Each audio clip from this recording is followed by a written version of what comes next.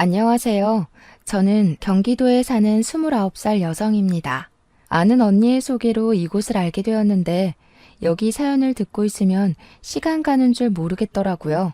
통쾌한 사연, 화나는 사연, 슬픈 사연, 재밌는 사연들을 하나씩 듣고 있으면 어느새 감정이입이 돼서 저 역시 그 일을 겪은 것 같은 기분이 든답니다. 그 과정에서 삶의 지혜를 배우기도 하고 억울한 일을 당하지 않으려면 정신을 똑바로 차려야겠다고 다짐하기도 해요. 처음에는 재미삼아 들었는데 여기서 인생을 배우는 것 같습니다. 항상 듣기만 하다가 오늘은 여러분께 저의 경험을 공유해보고 싶어서 큰 마음 먹고 용기 내서 사연을 보내요. 일단 제 소개부터 해야겠네요. 우리 집은 의사 집안입니다. 저희 아빠는 종합병원 소아과 의사 선생님, 엄마는 같은 병원 산부인과 의사 선생님이세요. 부모님은 의사가 되기가 많이 힘들어도 막상 되고 나면 성취감도 크고 여러모로 좋으니 의사가 되라고 하셨어요. 하지만 의사가 어디 내가 하고 싶다고 해서 할 수 있는 직업인가요? 죽도록 공부해도 될까 말까 한 의사인데 사실 저는 공부에는 큰 흥미가 없었답니다. 공부보다는 노래 부르고 춤추는 것에 더 관심이 많아서 학창 시절 성적은 꼴찌만 면하는 수준이었어요. 그나마 다행인 것은 부모님이 제게 공부하라고 강요하지도 않았고 성적도 낮다고 혼을 내시지도 않았습니다. 아마 그래서 제가 기죽지 않고 당당하게 살 수 있었던 것 같아요. 부모님은 세상엔 의사 말고도 할 수 있는 직업이 많으니 하고 싶은 게 있다면 뭐든 해도 좋긴 한데 단 예술 쪽만큼은 하지 않기를 바라셨어요. 예술 쪽 일은 경쟁이 너무 치열하고 먹고 살기가 정말 힘들다고요. 하지만 저는 사람들 앞에서 춤추고 노래 부르는 것을 너무 좋아했고 그 과정에서 뿌듯함과 쾌감을 느끼곤 했어요. 그러다가 중학교 3학년이 되었습니다. 저는 부모님의 뜻대로 일반 고등학교로 진학하려고 했는데 음악 선생님이셨던 담임 선생님이 제가 노래를 부르고 춤을 추는 모습을 보시고는 일반 고등학교로 가기에는 실력이 아깝다며 예술 고등학교 진학을 적극적으로 권장하셨습니다. 부모님께선 절대 안 된다고 했지만 선생님은 제가 딱 한 번만 도전해 볼 수 있도록 도와달라고 하셨어요. 사실 저도 일반 고등학교보다는 예술 고등학교에 가고 싶던 터라 부모님께 한번 해보고 안 되면 깔끔하게 포기하고 공부만 하겠다고 하며 부모님을 설득했습니다. 어렵게 부모님께 허락을 받고 예술 고등학교 면접을 보러 갔는데 대기실에서 다른 친구들의 모습을 보니 노래도 잘하고 춤도 잘 추고 끼가 정말 많아 보였어요. 반면에 저는 일반 중학교에 다니고 제대로 노래나 춤에 대해 배워본 적이 없는 터라 같이 면접 보는 친구들과 너무 비교되었답니다. 그래도 쉽지 않게 얻은 기회이니 제대로 해보자 싶어 제가 할 수 있는 한 최선을 다해 면접을 봤어요. 하지만 제가 스스로 생각하기에도 너무 부족해 보였답니다. 역시 나는 안 되겠다고 생각하고 부모님도 저도 깔끔하게 포기했는데 며칠 뒤 놀랍게도 합격했다는 연락을 받았어요. 그렇게 얼떨결에 예고에 입학하고 친구들과 함께 연습하며 실력을 쌓아 고등학교 졸업 후 수도권 4년제 대학교 뮤지컬과에 입학하게 되었답니다. 지금은 유명하지는 않지만 1년에 한 편에서 2편 정도는 조연으로 공연하는 뮤지컬 배우로 활동을 하고 있어요. 지금부터 1년 전, 제가 원하던 공연의 오디션에 합격하여 정신없이 공연하고 있었습니다. 공연의 마지막 날 같이 무대를 섰던 배우, 무대 뒤에서 열심히 뛰었던 스태프들과 함께 회식했어요.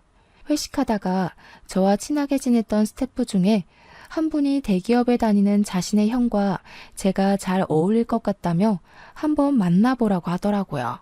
솔직히 아직 나이가 20대이고 저는 소개팅으로 사람을 만나는 것보다는 오랜 기간을 두고 천천히 사람을 알아가는 것이 더 좋아서 싫다고 했습니다. 그러나 그분은 계속 자신의 형과 너무 잘 어울릴 것 같다며 만나보라고 했어요. 너무 거절하는 것도 예의는 아닌 것 같고 어차피 공연 끝난 직후에는 딱히 할 일이 없어서 소개팅하기로 했습니다. 스태프분은 자신의 형 이름과 연락처, 나이를 저에게 알려주었어요. 그의 이름은 이진영이었고 나이는 저보다 2살이 많았습니다. 연락처를 등록하니 카톡에 사진이 뜨길래 사진을 보니 외모가 배우 못지않게 잘생겼더라고요. 사실 스태프분은 조금 덩치도 크고 푸근한 이미지인데 형님은 서양적인 외모의 훈남이었습니다. 사진을 보고 있는데 이분한테 카톡이 왔어요. 간단히 인사를 하고 이런저런 이야기를 나눠보니 대화가 꽤 잘 통하는 기분이었습니다. 어쩌다 보니 통화까지 했는데 목소리도 배우처럼 너무 좋고 신뢰감이 가는 목소리였어요. 우리는 그날 뒤로도 계속 연락하다가 드디어 만나기로 한 토요일이 되어 약속한 카페로 갔습니다. 카페에 가니 사진과 똑같이 생긴 남자분이 창가에 앉아 있는데 뭔가 가슴이 쿵 하고 내려앉더라고요. 정말 거짓말 하나 보태지 않고 진영 씨 머리 위에 핀 조명이 있는 것처럼 그 사람만 밝아 보였어요. 처음 보는 자리라 많이 어색할 줄 알았는데 그 전에 카톡도 하고 전화도 해서 그런지 막 어색하지는 않았고 그저 기분 좋은 떨림과 설렘만이 가득했답니다. 진영 씨는 좋아하는 일로 재밌게 돈을 버는 저를 부러워했고 저는 진영 씨가 정해진 월급이 매달 들어오는 것이 부러웠어요. 이렇게 첫날은 서로를 부러워하기도 하고 대단하게 생각하기도 하며 저는 진영 씨를, 진영 씨는 저를 알아가는 시간을 가졌습니다. 그리고 다음 날에 또 만나기로 약속했어요. 다음 날에는 오전부터 만나서 같이 영화도 보고 밥도 먹었습니다. 우리가 돈가스를 먹으러 갔는데 직원분이 실수로 뜨거운 수프를 진영 씨의 옷에 쏟았습니다. 솔직히 뜨겁고 옷도 더러워져서 짜증이 났을 텐데 그래도 웃으면서 괜찮다고 하는 모습이 참 좋아 보였어요. 그리고 음식점 직원분들한테 존댓말 쓰며 친절하게 대하는데 따뜻한 사람이라는 생각이 들더라고요. 그 뒤로도 우리는 종종 만나 데이트도 하고 함께 공연도 보러 다니고 등산도 같이 했습니다. 사실 저는 등산하는 것을 좋아하는데 제 또래 친구 중에 등산을 좋아하는 친구가 하나도 없었어요. 그런데 진영 씨가 등산을 좋아한다는 거예요. 저처럼 등산을 좋아하는 제 또래는 처음이라 신기하기도 하고 이게 바로 인연인가 싶기도 했습니다. 이렇게 매일 연락을 하고 일주일에 한 번은 같이 시간을 보내며 서로에 대한 호감을 쌓아갔고 결국 연인이 되었어요. 저와 진영 씨는 모든 면이 잘 맞았는데 딱 2가지가 거슬렸어요. 첫 번째는 저녁만 되면 연락이 아예 되지가 않았습니다. 하루는 너무 답답해서 왜 저녁만 되면 연락이 되지 않냐고 물으니 집에 부모님이랑 같이 있기도 하고 저녁 때는 이것저것 공부도 해서 연락하기가 힘들다는 거예요.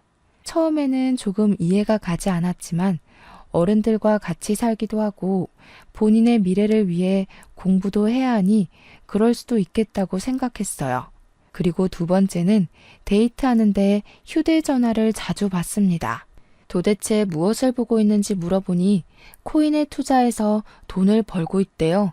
저는 코인에 투자하다가 잘못되면 다 잃는 거 아니냐고 했는데 소액으로 공부해 가면서 조심히 하고 있어서 그동안 손해본 것은 없다고 했습니다. 그래도 제가 걱정을 하니 진영 씨는 요새는 월급만으로는 살 수 없다며 투자도 해야지 돈을 번다고 했어요. 그러면서 빨리 돈을 많이 모아서 저와 결혼하고 싶다고 하더라고요. 사실 우리가 만난 지 얼마 되지 않았기에 그때는 결혼이라는 단어가 참 부담스러웠습니다. 하지만 만나면 만날수록 대화가 잘 통했고 같이 있으면 재밌었기에 진영 씨를 향한 제 마음이 점점 더 깊어져 갔어요. 진영 씨 역시 저에 대한 마음이 깊어졌는지 저에게 결혼 이야기를 계속했습니다. 결국 우리는 만난 지 6개월 만에 결혼까지 생각하고 집에 정식으로 인사드리게 되었어요. 먼저 진영 씨가 우리 집으로 인사를 드리러 왔는데 저의 부모님은 제가 일정하게 정해진 급여를 받는 직업이 아니다 보니 남편은 일반 회사원을 만났으면 좋겠다고 생각하셨는데 딱 그런 사람을 데리고 오니 너무 좋아하셨어요. 이어서 제가 진영 씨의 집으로 인사를 드리러 갔는데 진영 씨의 부모님은 우리 가정에 연예인이 들어오냐며 아주 많이 반가워하셨답니다. 그런데 진영 씨의 집을 구경하다가 보니 진영 씨의 방에 살림살이나 옷이 거의 없더라고요. 사람이 사는 방인데 너무 허전해 보여서 왜 이리도 뭐가 없냐고 물으니 조금 당황해하는 것 같았습니다. 처음에는 대답하지 않으려 하다가 제가 계속 물어보니 사실 자기가 방에 짐을 두는 것을 싫어해서 다 다락방에 넣어놨다고 해요. 그리고 원래부터 패션에 관심도 많이 없고 회사만 다니다 보니 옷도 거의 없다고 했죠. 제가 남자 형제가 없어서 잘 모르기는 하지만 뮤지컬을 할 때 남자 배우나 스태프분들을 보면 거의 매일 똑같은 옷을 입고 오긴 했습니다. 그 모습을 생각해 보니 진영 씨의 방이 이렇게 허전한 게 이해가 가더라고요. 아무튼 우리는 문제없이 결혼 승낙을 받았고 이제는 예비 남편이 된 진영 씨와 저는 함께 결혼을 준비하기 시작했습니다. 먼저 우리의 신혼집과 혼수를 어떻게 마련할지에 대해서 이야기했어요. 저는 결혼할 때 신혼집과 혼수를 반반씩 하는 것이 좋다고 말하며 그동안 제가 모은 돈을 공개했습니다. 사실 저는 공연이 있을 때는 뮤지컬 배우 일을 하지만 공연이 없을 때는 많은 아르바이트를 했어요. 배우라는 직업이 다양한 삶을 표현해내야 하잖아요. 관객이 충분히 공감될 만한 연기를 하기 위해서는 최대한 많은 경험을 하는 것이 좋을 것 같아 음악학원 강사부터 편의점, 식당, 택배 아르바이트 등 어지간한 아르바이트를 다 했어요. 그리고 어린 시절부터 세뱃돈이나 용돈을 받으면 다 차곡차곡 모아둬서 그동안 통장에 모아둔 돈이 7천만 원 정도가 있었습니다. 또한 결혼하면 부모님이 2억 정도는 보태주실 수 있다고 하셨어요. 반면에 예비 남편은 그동안 모아둔 돈이 1,000만 원이 다였습니다. 대기업이면 월급도 많이 받을 텐데 그동안 받은 돈 다 어디로 썼냐고 물었더니 부모님 생활비와 병원비 드리고 남동생 용돈도 줬다고 했어요. 그리고 얼마 전에 코인을 하며 돈을 좀 잃어버려서 지금 이거밖에 없다는 거예요. 결혼하는데 돈이 다는 아니지만 그래도 현실적으로 적지 않은 비중을 차지하기에 조금 걱정이 되었습니다. 예비 남편은 그런 저의 생각을 눈치챘는지 코인으로 잃은 돈을 되찾기만 하면 코인에서 손을 뗄 것이고 부모님과 남동생의 용돈을 줄이겠다고 했어요. 그러면서 예비 시아버지는 지금 아파트에서 경비 일을 하고 계시지만 젊은 시절 대기업에서 근무하셔서 그때 모아둔 돈도 있고 퇴직금도 있어서 부모님의 노후는 걱정이 없고 남동생도 꾸준히 일하고 있으니 앞으로 돈 때문에 많이 힘든 일은 없을 것이라고 했습니다. 저는 예비 남편이 모은 돈이 생각보다 너무 없어서 조금 걱정되긴 했지만 부모님의 노후 걱정은 하지 않아도 된다고 하고 예비 남편은 대기업에 다니니 큰 문제가 없다고 생각했어요.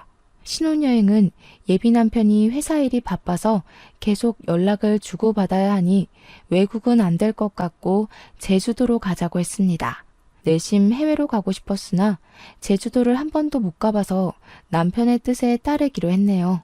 그리고 원래는 예단 같은 것은 하지 않기로 했었지만 부모님은 그래도 할 것은 해야 나중에 할 말 다 하고 산다며 예단을 하라고 하셨어요. 그래서 예비 시부모님께 1,000만 원을 드리고 정장에 명품 가방까지 드렸습니다. 원래 예단비 1,000만 원 드리면 봉채비로 절반 정도 다시 돌려주신다고 하던데 그런 건 없었어요. 주시면 감사하겠지만 다시 받으려고 보낸 건 아니기에 그냥 그러려니 했답니다. 우리의 결혼 준비는 큰 싸움 없이 아주 무난하게 잘 진행되었어요.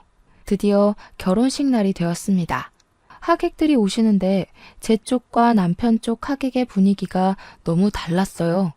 저의 하객들은 다들 시끌벅적한데 남편의 하객들은 이상하리 많지 조용했습니다. 하객끼리 서로 아는 것 같지도 않고 그냥 영화 보러 온 사람들처럼 다들 가만히 앉아만 있었어요. 결혼 사진을 찍는데도 되게 어색하더라고요. 처음에는 조금 이상했지만 제 쪽의 하객은 대부분 뮤지컬 업계 종사자들이라 감정 표현하는 것이 아주 익숙한 사람들이고 남편 쪽의 하객은 대부분 직장인이라 감정 표현을 잘 하지 않는 사람들이기에 분위기가 다른 거로 생각했습니다. 무사히 결혼식을 마치고 우리는 설레는 마음으로 제주도로 향했어요. 제주도 이곳저곳을 구경하는데 자꾸 회사 이대리라는 분이 남편에게 전화하더라고요. 남편은 이대리님한테 전화가 오면 회사 일이라 옆에 누가 있으면 불편하다며 혼자 몰래 가서 통화했습니다. 그리고 새벽에도 일어나서 자꾸 핸드폰을 확인하는 바람에 깊은 잠을 자지 못했어요. 도대체 뭘 보길래 잠을 자지 않냐고 짜증을 내니 그동안 물린 코인을 탈출할 수 있는 날이 얼마 남지 않았다며 조금만 이해해달라고 했습니다. 신혼여행을 왔는데 자꾸 회사 사람들과 연락만 하고 코인 창만 들여다보고 있는 남편을 보니 연애 시절에 따뜻하고 자상하고 세심했던 그 남자는 어디에 갔나 하는 생각이 들었어요. 후회되긴 했지만 그래도 이미 제가 선택한 남자인 걸 어찌합니까? 그저 빨리 코인이 팍 올라서 잃은 돈을 다 찾기만을 바랐네요. 이렇게 그다지 기분이 좋지 않은 신혼여행을 마치고 시댁에 인사를 드리러 갔습니다. 시댁에서는 시부모님과 우리를 연결해 주신 도련님이 여행 잘 다녀왔냐고 하시며 음식을 잔뜩 준비해 주셨더라고요.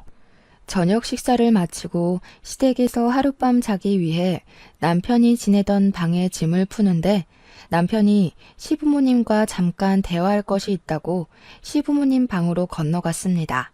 같이 가려다가 좀 불편할 것 같아서 그냥 혼자 방에 있다가 먼저 잠이 들어버렸어요. 그러다가 목이 말라서 깼는데 남편이 어느새 들어와 제 옆에서 자고 있더라고요. 저는 남편이 깰까봐 조심히 방문을 열어 거실로 나왔습니다. 시부모님이 주무시는 줄 알았는데 큰 방에서 대화 중이셨어요. 작게 이야기하시는 것 같았지만 너무 조용한 새벽이라 소리가 아주 잘 들렸습니다. 대충 들어보니 저와 남편에 관해 이야기하는 것 같아서 몰래 들었는데 진영이와 고은이가 어쩌고 저쩌고 하시더라고요. 제 이름은 이다은이고 남편에게 여자 형제도 없는데 고은이는 누구지 싶었다가 어르신들은 사람 이름을 잘못 부르시곤 하시니 그저 제 이름 다은이를 고은이라고 잘못 말했겠거니 하고 말았답니다. 다음날 시댁에서 나와 우리의 신혼집으로 갔습니다. 집에 오자마자 남편과 짐을 정리하는데 남편이 표정이 어둡길래 무슨 일 있냐고 물었어요. 아버지가 이번에 퇴직금이랑 그동안 모아둔 돈 모아서 주식 투자를 했는데 다 날리셨대. 지금 아버지 일하는 곳에서 가불은 안 된다고 하는데 부모님한테 1,000만 원 정도 빌려드릴 수 없을까? 아버지 월급으로 생활비가 조금 부족해서 그래. 주식 투자? 하나도 남기지 못하고 다 날리신 거야? 1,000만 원이 적은 돈도 아니고 꽤 큰 돈인데 그걸 어떻게 빌려드려. 그리고 예단비 1,000만 원 얼마 전에 드렸잖아. 그 돈으로는 뭐 하신 건데? 예단비 1,000만 원까지 다 주식에 넣으셨나 봐. 아버지는 불릴 생각으로 한 건데 그게 그렇게 됐어. 어차피 우리 이제 결혼했고 가족이니 한 번만 도와주라. 그래도 1,000만 원은 너무 커. 1,000만 원 들였다가 그대로 다 날리면 우리 생활도 어려워진다고. 설마 우리 부모님이 1,000만 원 다시 안 갚으실까 봐 그래? 너무 이기적인 거 아니야? 나는 장모님이나 장인어른이 이런 상황이면 바로 돈 드릴 거야. 이기적? 솔직히 우리 부모님한테도 1,000만 원 빌려드릴 때는 조심스러운데 결혼한 지 10년이 된 것도 아니고 지난주에 결혼했는데 바로 1,000만 원을 빌려달래니 좀 그렇네. 그럼 뭐 지금 결혼하자마자 이혼이라도 하겠다는 거야 뭐야? 이혼하자는 게 아니라 금액이 워낙 큰 돈이고 당황스러워서 그런 거지. 일단 생각 좀 해볼게. 예비 남편은 신혼여행을 마치고 일상으로 돌아오자마자 1,000만 원이라는 큰 돈을 빌려달라고 했습니다. 저는 정말 빌려주기 싫었지만 우리는 결혼을 한 사이이고 시부모님이 경제적으로 힘들면 아무래도 우리 사이도 좋지는 않을 것이니 일단 지금은 도와드리기로 했어요. 그러나 1,000만 원은 너무 큰 돈이니 500만 원만 드리고 다시는 이런 식으로 돈 빌리는 건 안 된다고 신신당부하며 남편에게 주었습니다. 그러면서 남편에게도 코인으로 돈을 잃을 수도 있으니 빨리 코인 정리하라고 했어요. 남편은 제게 너무 고맙다고 하며 다시는 이런 일 없을 것이라고 맹세했습니다. 다음 날이 되었어요. 남편은 회사에 출근하고 저는 집에서 혼자 신혼집 청소를 하고 있었습니다. 집에 있는데 시어머니가 반찬을 가득 챙겨서 오셨어요. 아무래도 제가 음식을 하지 못할 것 같아서 반찬 좀 몇 개 만들었다고 하시며 냉장고에 넣고 바로 가실 것이라고 했습니다. 만들어주신 반찬을 건네받았는데 게장이 있더라고요. 사실 저는 갑각류 알레르기가 있어서 게장을 먹지 못합니다. 어머니, 사실 저 갑각류 알레르기가 있어서 게장을 먹지 못해요. 생각해서 해주셨는데 못 먹어서 어째요? 갑각류 알레르기? 너 저번에 식당에서 게장 나왔다고 엄청 좋아했잖아. 네? 제가 어머니와 같이 식당에 갔던 때는 상견례 때뿐이었고 거기서는 게장이 나오지 않았었는데요. 어? 그랬지.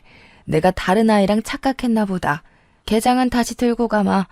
내가 갑자기 은행에 갈 일이 있어서 나 간다. 청소 열심히 하렴. 저는 차나 커피라도 드리려고 했는데 시어머니는 후다닥 나가버리셨습니다. 그런 시어머니의 모습을 보니 기분이 묘하더라고요. 전날 시댁에서도 그러고 오늘도 그러고 시댁 가족들과 남편 모두 저한테 뭔가를 숨기는 것 같았거든요. 그런데 그 뒤로 남편의 행동은 너무 수상하고 이상했습니다. 일단 제가 혼인신고를 하자고 했는데 자꾸 바쁘다는 핑계로 나중에 하자고 했어요.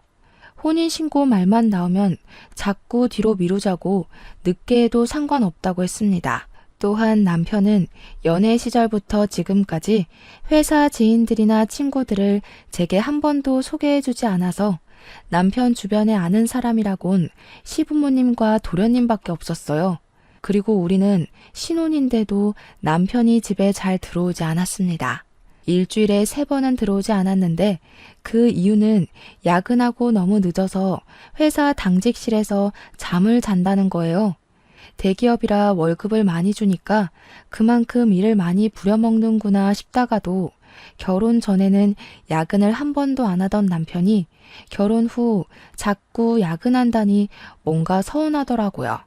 하지만 그래도 우리의 미래를 위해서 열심히 돈을 벌고 있다고 생각하며 남편에게 서운한 내색은 하지 않았습니다. 그렇게 한 2주일이 지났어요. 그날도 야근하느라 밤에 집에 못 오고 회사 당직실에서 잔다는 남편을 위해 정성스럽게 도시락을 만들어 몰래 회사 앞으로 갔습니다. 5시 반에 회사 앞에 도착해서 남편에게 전화했는데 일하느라 바쁜지 전화를 받지 않더라고요. 회사 앞에 작은 공원이 있어서 그 앞에서 기다리다가 6시가 되어 사람들이 많이 나오는데 그 사이에 남편이 있는 겁니다. 처음에는 저녁을 먹으러 가나 했는데 가만히 보니 가방을 들고 누가 봐도 퇴근하고 있는 모습이었어요. 저한테는 분명히 야근하고 당직실에서 잔다고 했는데 그런 모습으로 나오니 뭔가 이상하더라고요. 저는 어디로 가는지 몰래 뒤따라가 보려고 했으나 남편이 먼저 저를 발견해 버렸습니다. 남편은 저를 보고는 못 볼 것을 본 것처럼 깜짝 놀라더라고요. 저는 남편한테 오늘 야근한다더니 어디 가느냐고 물었습니다. 남편은 잠깐 말을 잇지 못하다가 할 말이 있었다고 하며 카페로 저를 데리고 갔어요.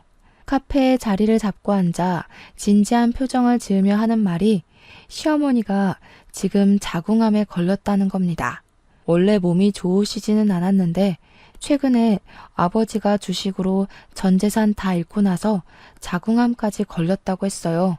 지금 초기이기는 하지만 수술을 꼭 해야 한다는데 아버지의 월급이 얼마 되지 않고 남편도 결혼한다고 이것저것 사느라 돈이 없고, 남동생도 요새 경제적으로 힘들어서 수술비 마련을 하지 못했다고 했습니다. 그래서 돈을 마련하기 위해 친구가 운영하는 가게에서 새벽 3시까지 아르바이트를 했다가 일이 마치면 가게에서 자고 바로 회사로 출근했었대요. 제가 힘들지 않냐고 하니 어차피 친구 가게에서 매일 일을 하는 것도 아니고 일주일에 3일 정도만 하는 거니까 괜찮다고 했습니다. 그러면서 신혼인데 이런 얘기만 해서 미안하다고 울먹이는데 남편이 너무 불쌍해 보이더라고요. 그래서 말인데 딱 한 번만 더 1,000만 원 정도 빌려달라고 하면 빌려줄 수 있어? 나 반드시 갚을게. 지금은 상황이 이래서 그렇지만 내가 공사판에서 일하면서라도 꼭 갚을게. 솔직히 조금 빌려주기 그렇긴 하지만 일단 편찮으신 어머니 수술은 해야 하니까 돈 빌려줄게. 대신에 이번엔 차용증 쓰자. 여보가 서운해도 1,000만 원이 적은 돈이 아니니까 확실히 해두는 편이 나을 것 같아. 이해하지? 그럼 이해하지. 고마워. 그리고 부탁이 있는데 엄마가 여보의 돈으로 암 수술 받아야 하는 거 알면 많이 불편해하실 것 같은데 그냥 엄마가 편찮으신 건 여보는 모른 척 해주면 안 될까? 뭐? 아무리 그래도 며느리인데 어떻게 암 수술하시는 것을 모르는 척해. 그건 아니지. 그렇긴 한데 그래도 엄마도 그러고 아버지도 돈을 빌리는 것에 대해 많이 불편해하셔서 그래. 사실 얼마 전에 500만 원 빌릴 때도 아버지가 정말 면목이 없다고 하셨거든. 지금 엄마 수술도 여보 돈으로 한다는 거 알면 두 분 심적으로 매우 힘들어 하실 거야. 그냥 여보는 모른 척 해줘. 부탁이야. 남편의 이야기가 잘 이해가 되지는 않았지만 환자가 원한다는데 마음 편하게 해주는 것이 더 나을 것 같아 그냥 알겠다고 했습니다. 저는 남편과 집에 가서 돈을 빌려주겠다는 차용증을 썼어요. 남편은 부부간에 계좌이체를 하면 나중에 세금을 내야 할 수도 있다며 1,000만 원을 본인의 통장이 아닌 현금으로 요구를 하더라고요. 사실 세금에 관한 내용은 잘 몰랐기에 남편의 말을 따라 다음날 1,000만 원을 뽑아서 퇴근한 남편에게 주었습니다. 남편은 돈을 보며 너무 고맙다고 하고 엄마한테 말씀드려야겠다고 시댁에 간다고 했어요. 그리고 부모님과 이야기하다가 늦어질 수도 있으니 혹시라도 자기가 너무 늦으면 기다리지 말고 먼저 자라고 했습니다. 그래서 저는 그날도 남편 없이 혼자 잠이 들었네요. 그 뒤로 남편은 시어머니 병간호를 해야 한다고 일주일에 3번 정도는 집에 들어오지 않았습니다. 주말에도 남편은 병원에 있느라 저 혼자 시간을 보내야만 했죠. 어머니 수술은 잘하셨는지 물어보니 제게 돈을 받고 바로 다음날 수술하셨는데 잘 됐다고 했어요. 제가 그래도 며느리인데 정말 가지 않아도 되냐고 물으니 엄마가 너무 불편하다고 절대 오지 말라고 했다는 겁니다. 그럼 전화라도 드리겠다고 하니 지금은 엄마가 힘들어하셔서 전화도 하지 말고 다음 달에 한번 찾아가자고 했습니다. 그렇게 한 달 정도가 지났어요. 뮤지컬 오디션 공고가 떠서 오디션 준비를 하는데 소아과에서 근무하시는 아빠한테 전화가 왔습니다. 제가 전화를 받자마자 대뜸 아빠는 혼인신고 했냐고 물으셨어요. 남편이 바빠서 혼인신고는 하지 않았는데 왜 그러시냐고 물었더니 병원에 5살 정도 되는 남자아기가 입원했는데 남편이랑 너무 똑같이 생겼다는 것이에요. 세상에 닮은 사람들이 많이 있으니 그럴 수도 있다 치지만 문제는 이 아이의 차트를 보니까 세대주가 남편 이름, 즉 이진영으로 되어 있다고 합니다. 회진을 돌 때마다 항상 엄마만 있어서 이 아이의 아빠는 보지 못했지만 뭔가 느낌이 이상하다는 거예요. 병원에 있으면서 한번 예의주시하며 볼 테니 저도 혼인신고는 하지 말고 그냥 있으라고 하셨어요. 일단 알겠다고 하고 끊었는데 제 눈으로 확실히 확인해 봐야겠다는 생각이 들어 아빠가 근무하시는 병원으로 달려갔습니다. 아빠가 말씀하셨던 아이를 보니 정말 남편이랑 너무 똑같이 생겼더라고요. 그리고 아이의 엄마로 추정되는 여자는 지쳐 보였습니다. 저는 아이 엄마에게 다가가서 혹시 이진영이라는 사람을 아시느냐고 하며 남편과 저의 결혼 사진을 보여줬어요. 그랬더니 깜짝 놀라며 우리 아이 아빠인데 당신은 누구시냐고 물었습니다. 순간 시부모님이 결혼식 후 시댁에 갔을 때 밤에 고은이라는 이름을 말했던 것이 기억났어요. 그리고 남편이 신혼여행 때 이대리라는 사람과 계속 연락했던 기억이 나서 혹시 이름이 이고은 씨가 맞냐고 물어봤는데 맞는다는 거예요. 그래서 저는 얼마 전에 이진영이라는 사람과 결혼을 했는데 유부남의 아이까지 있는 줄은 전혀 몰랐다고 말씀드렸습니다. 고은 씨는 절망감에 손을 떨며 남편에 관해 이야기하는데 내용이 정말 충격적이었어요. 고은 씨는 6년 전에 남편과 결혼을 했었습니다. 그 당시 고은 씨의 친정은 사업이 아주 잘 되고 있었기에 결혼하면서도 거액의 예단을 줬고 고은 씨의 친정에서 둘이서 살라고 좋은 집도 마련해 줬다고 해요. 그렇게 결혼을 하고 1년 후 아이도 낳았습니다. 그때는 남편이 고은 씨의 친정에 자주 가서 고은 씨의 부모님과 남편이 아주 잘 지냈답니다. 고은 씨의 부모님은 아들 하나 생긴 것 같다며 남편이 갈 때마다 용돈을 많이 주셨대요. 그리고 시부모님의 생신이나 명절날이 되면 고은 씨의 친정 부모님은 명품 옷, 가방이나 좋은 음식들을 항상 드렸다고 했습니다. 중간에 시어머니가 자궁에 혹이 있어서 수술해야 하는 상황이 왔는데 그 수술비도 다 드리고 시아버지가 주식 투자해서 돈을 날렸는데 그때도 도와주셨다고 해요. 그런데 2년 전 고은 씨의 아버지가 사기를 당해 사업이 쫄딱 망해버렸어요. 순식간에 고은 씨의 친정은 빚더미에 올랐고 그 뒤로 남편은 집에 거의 들어오지 않았다고 해요. 그러더니 1년 정도 전부터 일주일에 2번 들어올까 말까 하며 이혼하자고 말을 했답니다. 하지만 고은 씨는 이제 5살밖에 안 된 아들에게 이혼 가정을 만들어주고 싶지 않아서 버티고 있다고 하더라고요. 가만 얘기를 들으면서 상황을 보니 남편과 그 가족들은 부자였던 고은 씨 집에 돈을 보고 결혼했다가 고은 씨 친정의 사업이 어려워져 더는 돈이 나올 구멍이 없어 보이자 저로 갈아탔던 것입니다. 사실 이전 뮤지컬 할 때 배우와 스태프분들이 우리 부모님이 의사이고 부유하게 살았다는 것을 알고 있었어요. 뮤지컬 스태프였던 도련님 역시 그 사실을 알고 있었고 그래서 저한테 의도적으로 접근해서 자기 형을 소개해주면서 저의 돈을 야금야금 뺏어가려고 한 것이었습니다. 이 모든 사실을 알게 되자 너무 화가 났어요. 그리고 이제야 남편의 수상했던 모든 행적이 이해가 되기 시작했습니다. 연애 때 밤만 되면 연락이 되지 않았던 것은 부모님이 아니라 고은 씨 집에 있느라 연락이 되지 않았던 것이었어요.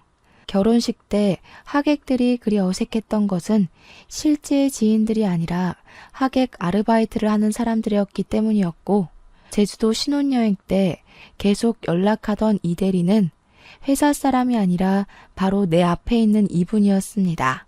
아버지의 주식 투자로 전 재산을 날렸다는 것도 어머니께서 암 수술을 받으시는 것도 제 돈을 뜯어내기 위한 남편과 그 가족들의 거짓말이었다는 생각이 들었어요.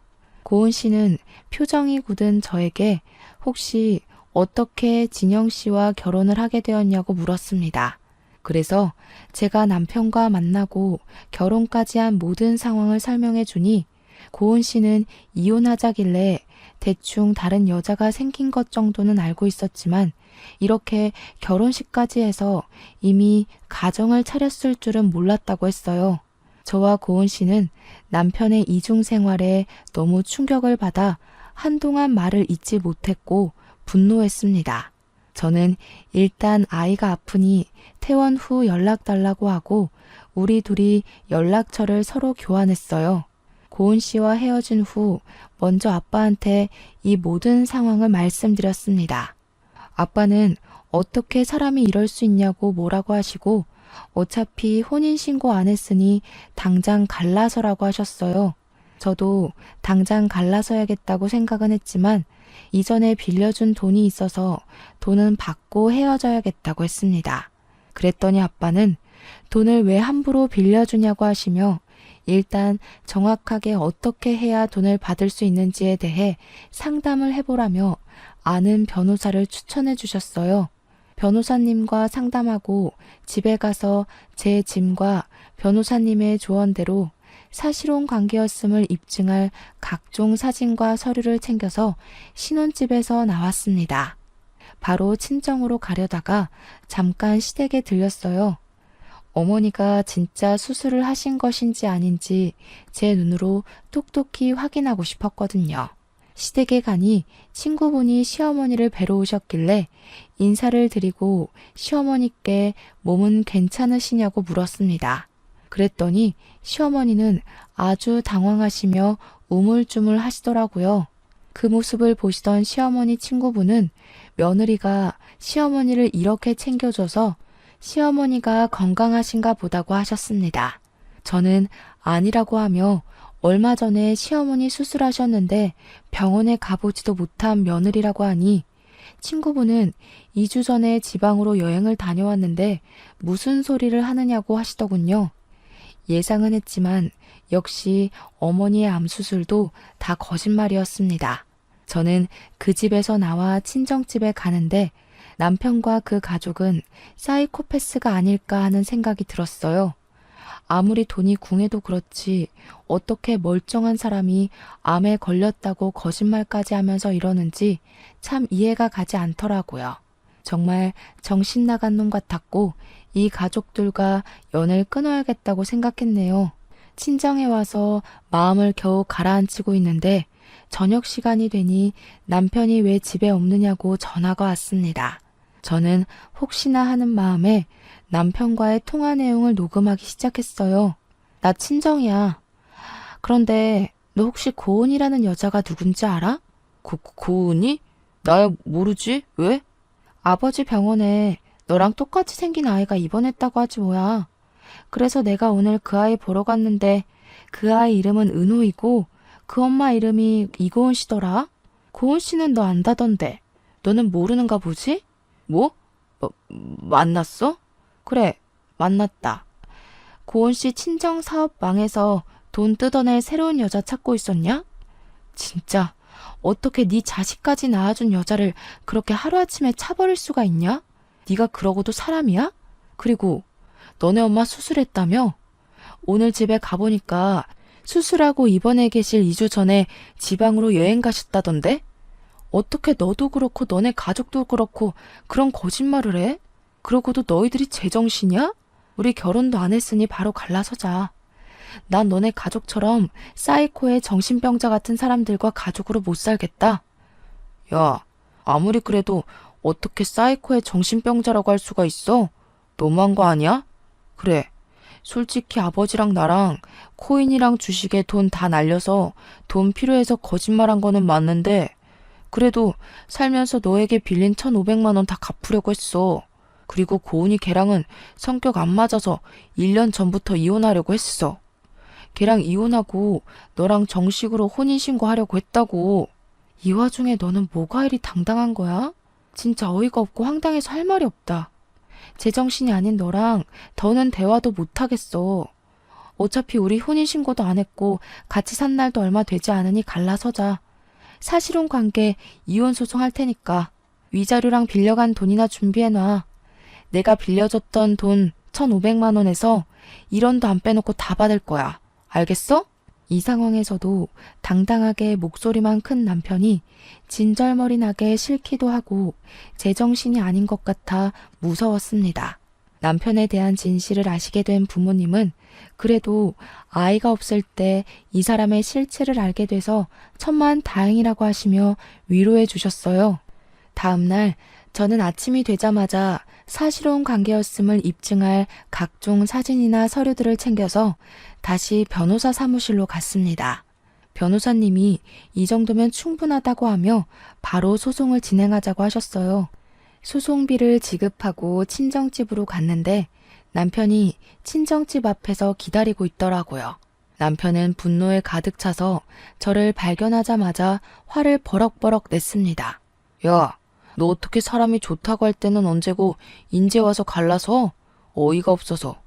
내가 그년이랑 이혼하고 정리하고 온다잖아. 그 조금도 못 기다리냐? 꼭 이렇게까지 해야겠어? 어이? 어이가 없어? 어이는 내가 없어야지. 너는 아직 이혼이 완료도 되지 않은 상태에서 날 속인 주제에 뭘 잘했다고 큰 소리야? 이 정도면 가족 사기단 아니야? 진짜 너를 믿고 너와 함께 보낸 내 지나간 시간이 아깝다. 뭐? 가족 사기단? 너 말대로 이혼 먼저 하고 재혼하는 게 맞긴 하지만 어차피 이혼할 거 먼저 재혼한 다음에 이혼한 게 그렇게 죽을 죄야? 순서만 바뀌었는데 그게 왜 사기야? 그래, 오늘 그냥 너 죽고 나 죽자. 말도 안 되는 논리를 펼치며 남편이 저를 죽일 듯이 달려들었습니다. 정말 사람이 눈이 뒤집혀서 생 난리를 치는데 이러다가 제가 죽을 것 같다는 생각이 들더라고요. 핸드폰으로 경찰서에 신고하려고 했는데 핸드폰마저 빼앗아서 던져버렸어요. 순간 기적적으로 저쪽에서 경찰들이 뛰어왔습니다. 알고 보니 남편은 이전에 코인한다고 지인에게 돈을 빌리고 갚지 않았었는데 그분이 우리 친정집 옆집에 살고 있더라고요. 이분은 오늘 쉬는 날이라 집에 있다가 잠시 담배 피우러 나왔는데 남편이 있어서 사기죄로 경찰에 신고했답니다. 그런데 남편이 저를 때리려 하고 윽박 지르고 소리를 지르자 이분이 모든 상황을 다 녹화해 두셨어요. 그 덕에 남편은 폭행죄로 벌금형까지 받았고 저는 남편에게 접근 금지 신청을 했습니다. 그리고 모든 영상을 제출하여 아주 수월하게 이혼 소송까지 진행할 수 있었어요. 남편의 과실이 확실하고 같이 산 날이 2달 정도밖에 되지 않아서 재산 분배고 뭐고 할 것도 없더라고요. 그리고 저는 빌려줬던 1,500만 원과 함께 위자료도 받았답니다. 저의 상황이 다 해결되고 나니 고은 씨가 생각이 나서 한번 연락해봤어요. 고은 씨도 이혼하고 다달이 아들 은호의 양육비는 물론 위자료까지 받기로 했대요. 그렇게 무사히 이혼하기는 했는데 저와 고은 씨는 생각하면 할수록 너무 억울하고 화가 났어요. 이런 인간은 다시는 사회에 나오지 못하도록 해야겠다 생각했습니다. 그래서 이름과 보낸 사람 주소 없이 남편의 실체를 알리는 투서를 남편의 회사로 보냈어요. 2집 살림을 한 내용부터 저를 때리고 폭행하려고 했던 동영상까지 USB에 담아서요. 그리고 우리 집 돈을 뜯어먹을 불순한 의도로 자신의 형을 소개해준 남편의 남동생도 다시는 뮤지컬 업계에서 일하지 못하게 여기저기 소문을 퍼뜨렸습니다. 솔직히 이런 사람들에게 속아 넘어간 저 자신이 너무 미련하고 바보 같아서 말하기 참 부끄럽지만 그래도 그 집이 다시는 일어서지 못하게 하고 싶었어요. 저의 투서로 전 남편은 회사에서 잘리고 전 남편의 동생은 뮤지컬 업계에 안 좋은 소문이 퍼지면서 이쪽 일은 이제 아예 못할 것이라고 해요. 아버지는 여전히 경비일 하시기는 하지만 그래도 상황이 여의치 않아 지금은 내 식구가 원룸에서 살고 있다고 합니다. 반면에 고은 씨는 받은 위자료에 양육비로 나름 편하게 살고 있어요. 요새 저와 고은 씨는 서로 연락하며 지내고 있고 가끔 시간이 맞을 때 우리의 전 남편을 안주 삼아 술 한잔하는 친구 사이가 되었답니다. 이렇게 저는 결혼한 지 2개월 만에 헤어졌어요. 저의 결혼 생활은 100일도 안 되는 아주 짧디 짧은 기간이었지만 너무 충격을 많이 받아서 죽을 때까지 평생 잊지 못할 것 같습니다. 사연을 쓰면서 그때의 상황을 다시 돌이켜보니 사랑의 눈이 제대로 멀어서 똥인지 된장인지 구별을 하지 못했네요.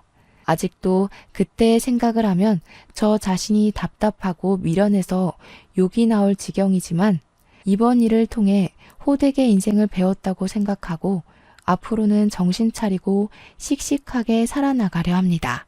다음에는 이런 답답한 사연이 아닌 속이 뻥 뚫리고 좋은 내용으로 찾아뵙고 싶습니다. 그런 날이 오기를 간절히 기대하며 저의 이야기 마치려고 해요. 지금까지 들어주셔서 감사합니다.